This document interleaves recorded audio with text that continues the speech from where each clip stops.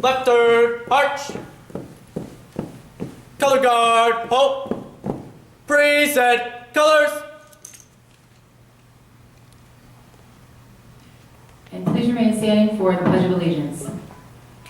I pledge my allegiance to the flag of the United States of America and to the republic for which it stands, one nation, under God, indivisible, with liberty and justice for all. Please remain standing while Howard Community College student Catherine Kinnaman sings our national anthem.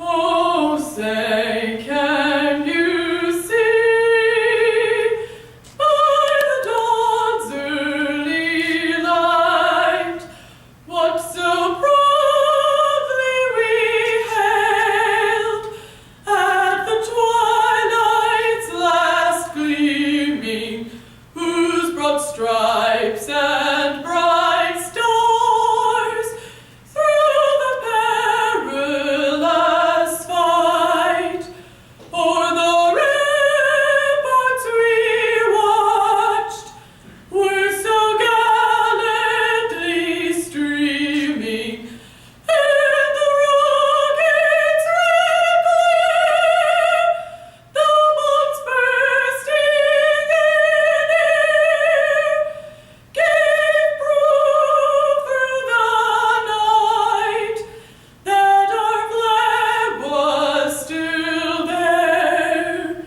Oh, say does that star-spangled banner yet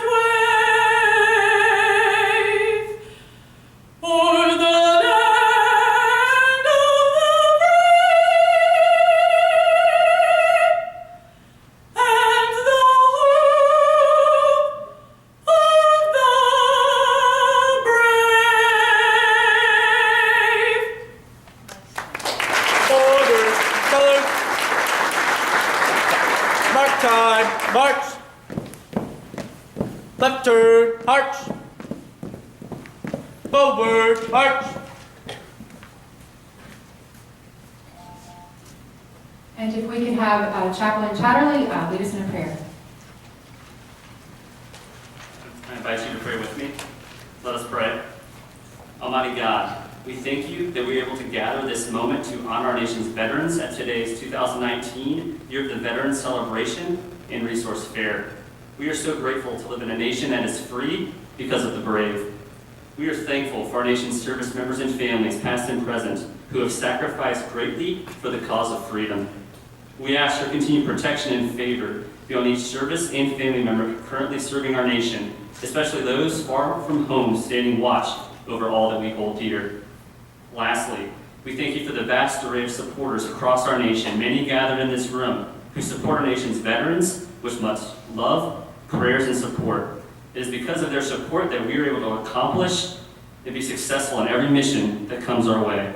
Bless our time together this evening. In the name of the Father, Son, and Holy Spirit I pray. Amen. Amen. Thank you.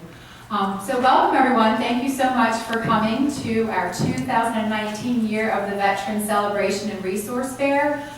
We want to thank the Office of the County Executive for his continued support with our office, Department of Community Resources and Services, Howard Community College for hosting us today, the lovely music you'll be hearing soon from Voices of Vets, the nonprofit, and Success and Style, who will be distributing suits, another nonprofit, and Premier Health, also volunteering their time to be here to give free dental and health screenings. I also wanted to thank Oakland Mills High School JROTC, and there's some other people we'll be thanking a little bit later here today as well. And if you're a military member or veteran, you're all standing. So put your hand up if you're active duty, reservist, National Guard, active duty, a veteran, military family member. Thank you for your service. I'd like to also recognize members of the Veterans Commission. If you could just wave your hand. We have 13 members of our community that serve voluntarily on our Veterans Commission and make my job so much easier. So I want to thank them again. And special recognition to two World War II veterans. You are among some very special people today. We have Colonel Lou Schott, World War II veteran, and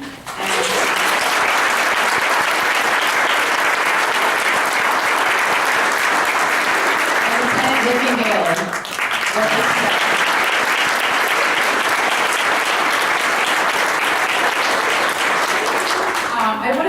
I want to tell you a little bit about our office. We've been really busy. We have a lot of great initiatives that we support. We have a flag container at our landfill. We've collected over 5,000 flags in the last few years, and they are retired properly at ceremonies throughout the year. We have 8 locations where there are reserved veteran parking signs, so keep an eye out for those. At Aida Bistro, Lidos, the Mall in Columbia, Turf Valley, Howard County General Hospital, Elkridge Furnace Inn, Stella Notte, and Green Valley Marketplace. And if you know of any other property owners or businesses that want to support that initiative, send them my way. We'd love to have them install a sign as well. I also send out a bi-weekly resource e-bulletin that shares a lot of events and information and resources that is very helpful and supportive of our veterans and military families. And if you don't receive that, you can give us your email at the registration table, and I can put you on our list. We also participate in a lot of events, the Veterans Day Parade, which is one of our biggest, and that ends at the Columbia Lakefront, which is where our future Veterans Monument will go. We also participate in Howard Community College's Veterans Day ceremony that they have every year to recognize students and staff that are veterans. The Columbia Association's Veterans Day ceremony, Harriet Tubman Day, recognizing deserving JROTC students and others. Again, we've secured a location for our future Veterans Monument on the Columbia Lakefront next to Whole Foods, so we're very excited about that. It will be called the Neighborhood Square, and it will be part of playgrounds and picnic area and a beautiful setting. And we'll be having some fundraising efforts. Howard County Veterans Foundation was formed to do fundraising for that initiative. We also have a Maryland Department of Veteran Affairs Benefits Specialist, Nathan Jones, who's here. He is in the county, so can help you with VA benefits. And we also are doing a lot with mental health awareness and suicide prevention, and partnering with a lot of community organizations that do work in that area. And then also we have a Vet in School program, and that is where we go into the schools and we talk to students about what it means to serve, what Veterans Day and Memorial Day means. So we're very excited about all those initiatives. So if you're interested in learning more, just reach out to my office. I have a one-pager out there, or a member of our Veteran Commission, and we can give you more information. With that being said, I would like to introduce you to our county executive, Dr. Calvin Ball.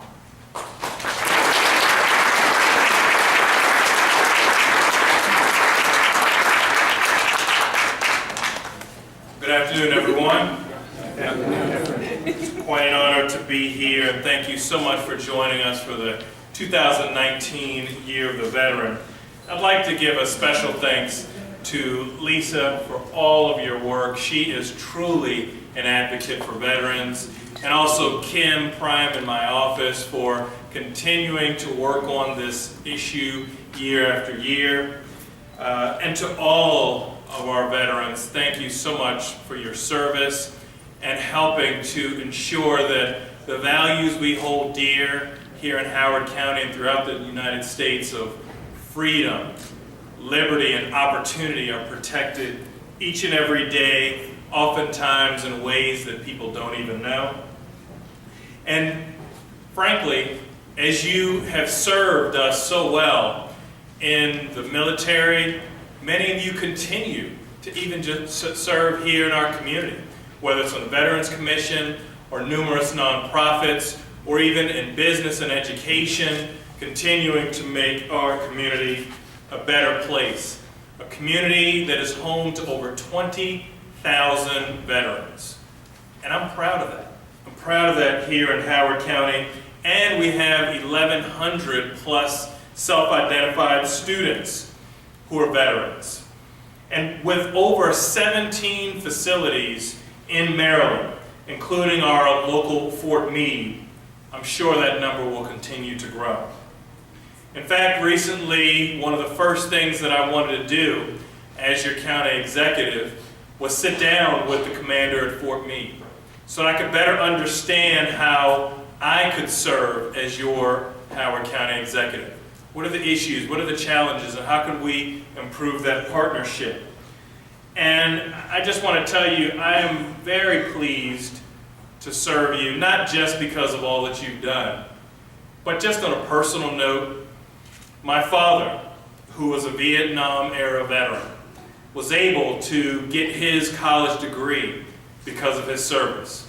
He was able to purchase our home, the home in which I grew up, because of his service. And my father, who I love dearly as my very first and best hero. And so I owe a lot to all of our veterans, and I know that as your county executive each and every day, I'll work to ensure that life for our veterans and your families is even brighter and better. And I'm going to continue to partner with the Office of Veterans and Family and Military Families, as well as our Department of Community Resources and Services, who serves all of our community.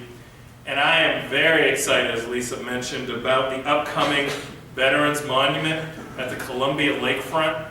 It has been years in the making. Many of you in this room have helped turn that vision into a reality. And I'm excited. And even though this is 2019 Year of the Veteran, it doesn't stop in December. We're going to carry it into 2020 and beyond, making sure that we acknowledge and let each of our veterans know how much we appreciate you. So again, on behalf of all of the residents of Howard County, thank you so much for your service yesterday, today, and tomorrow.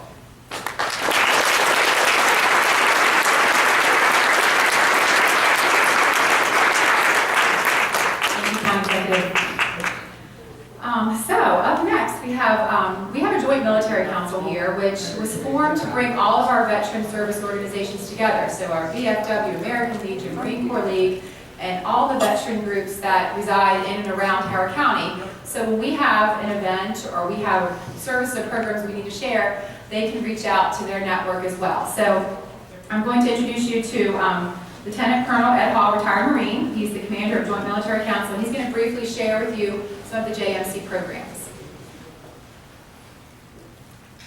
Thank you, Lisa. Greetings, everyone. As Lisa indicated, we have multiple veteran service organizations in Howard County.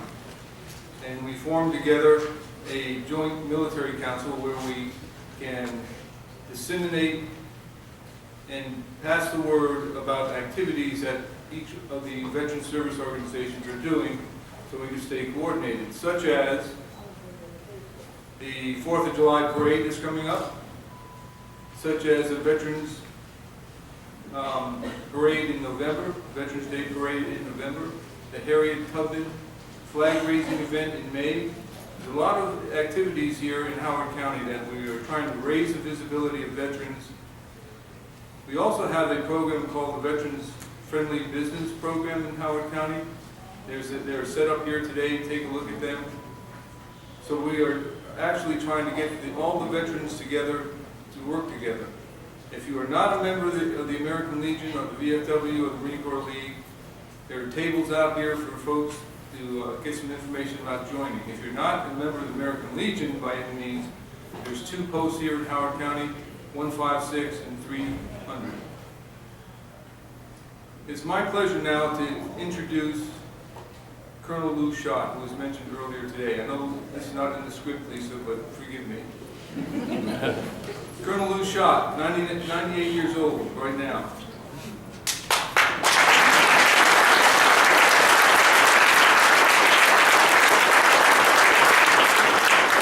He has 5 daughters. One of them works here at the school, Patty.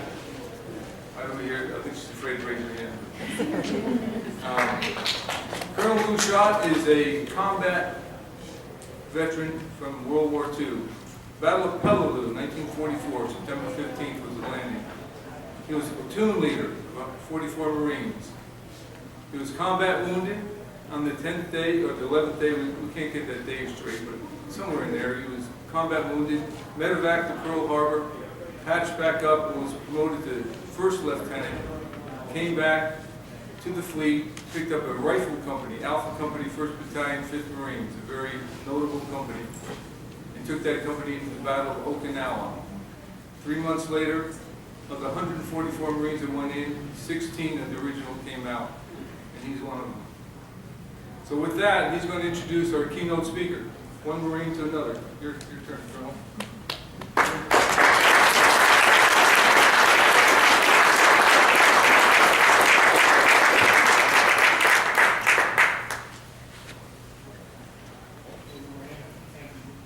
Ronald Reagan once said that many people go through life wondering if they will ever make a difference. Marines do not have that problem.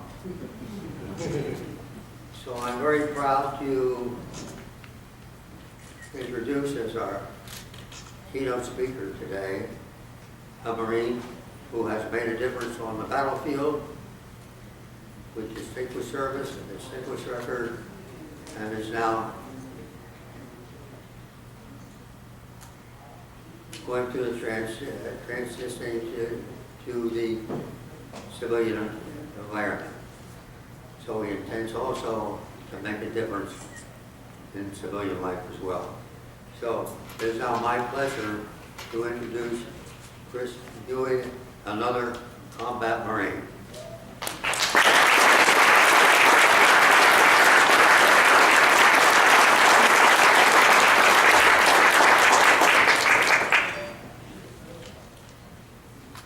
Good evening, everyone, and welcome to the Year of the Veteran Celebration and Resource Fair.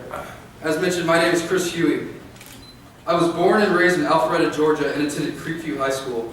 In 2009, when going through the college decision-making process, I had ended up talking to a Marine Corps recruiter and ended up deciding that going to the Marine Corps was a good option and opportunity for me at the time.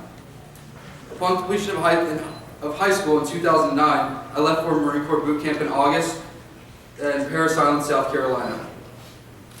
I graduated boot camp in November 2009 and went straight to Camp Geiger, North Carolina for infantry training.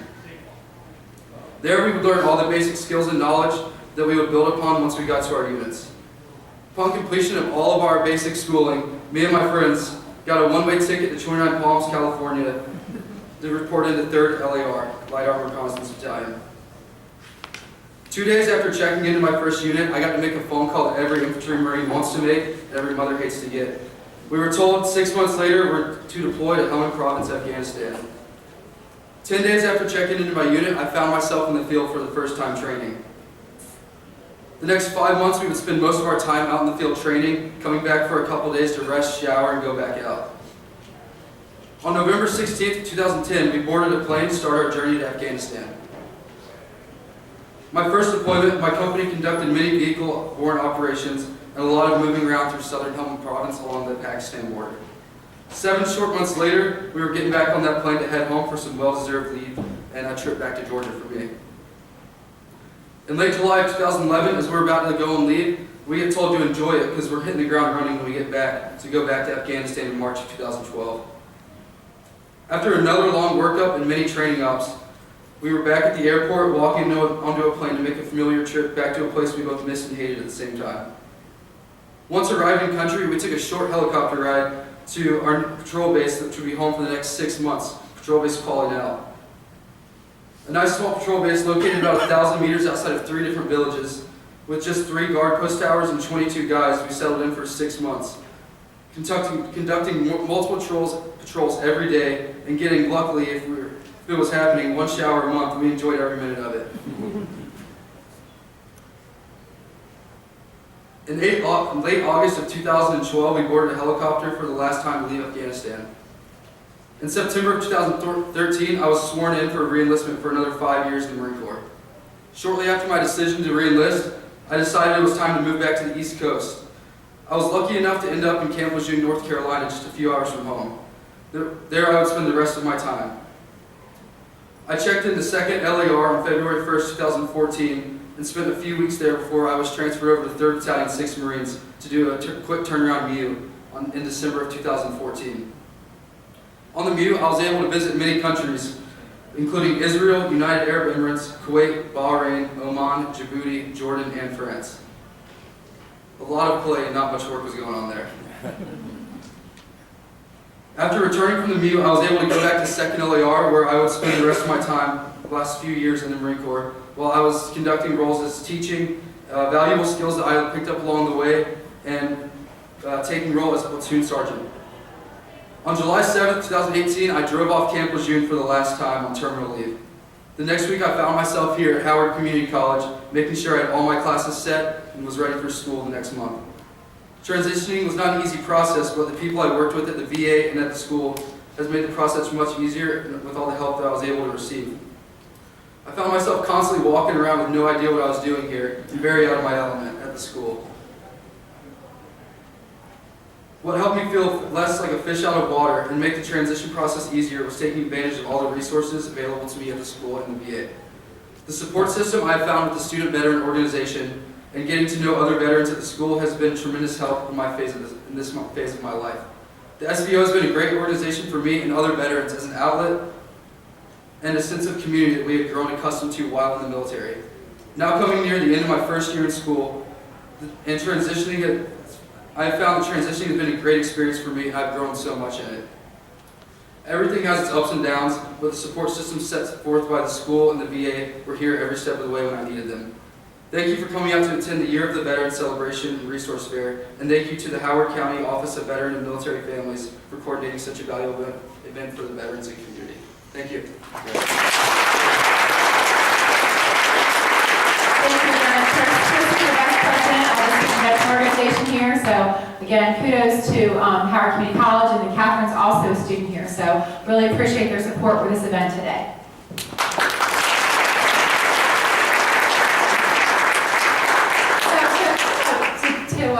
To end things on a really fun note, we have a special presentation. So if you think about the Year of the Veteran, it's all about support, right? What can we do to support our military families and our veteran families? So we've got suits, if you need a suit to enter the workforce.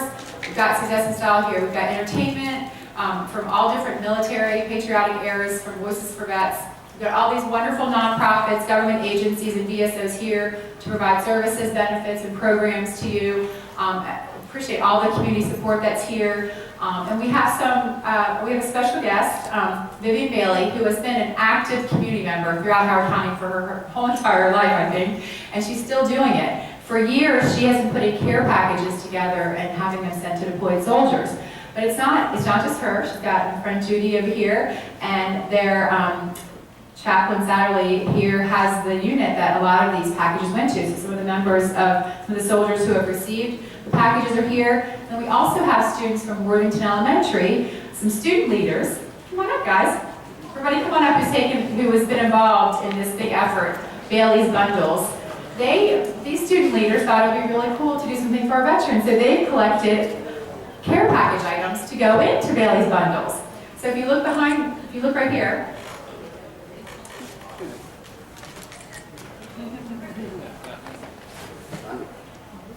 that's just a sample of some of the items they've collected. And then they get handed off to my friend Tracy, whose husband has a friend who's a pilot who gets into the places that you don't know about. So it's really a joint effort, believe it or not. So with that being said, we have Major Kubik and Chaplain Satterley would like to come up here and personally thank Ms. Bailey. So I'm going to hand it over to you guys. Appreciate that. Thank you. So I got, perfect, Susan, thank you. So I've got my battle buddy here, Susan Taco Manzels here. And we want to take this opportunity to thank Mrs. Bailey publicly for all the work she has done. For those who don't know, she has started this back in this care package with 2 individuals back in Desert Storm, and has grown exponentially since then, to the point that now a couple times a year she's able to send out packages to people at forward deployed locations. We have been the beneficiary of those packages, and very appreciative of that. Thank you again. These packages have gone, different places: Iraq, Afghanistan, all the places you've heard of in the news. And deployment is different for any given soldier. Some have continuous contact with families, others not so much. And your packages help bring that touch of home that many of our service members need. We can't thank you enough for those. And from one officer to another, thank you for your service. Thank you for just taking time to tell us your story. It was truly inspirational, and we have a plaque here to give to you, so that just to hopefully, as you continue continue to put these packages together. You can look up at that on your wall and remember the lives you've touched through Bailey's, what is it? Bailey's Bond. Thank you, Bailey's Bond, thank you.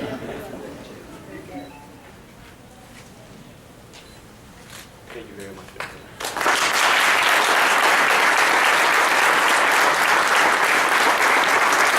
And I'll just read it here. For unyielding support to the United States Armed Forces in support of Operation Inherent Resolve, your selfless service and continual dedication are true testaments to your enduring patriotism.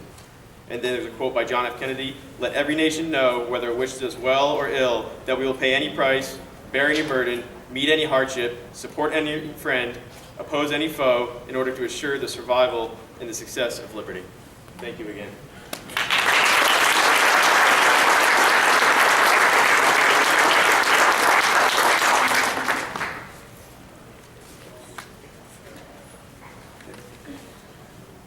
Thank you again. So I just wanted to, once again, thank you so much for coming today, supporting our veterans and our military families, and continuing to do so, not only here, but out in the community, in your businesses, in your schools. And with that being said, please continue to enjoy the music. There's some refreshments out there, and network and learn about all the organizations that are here to support you. Thanks again.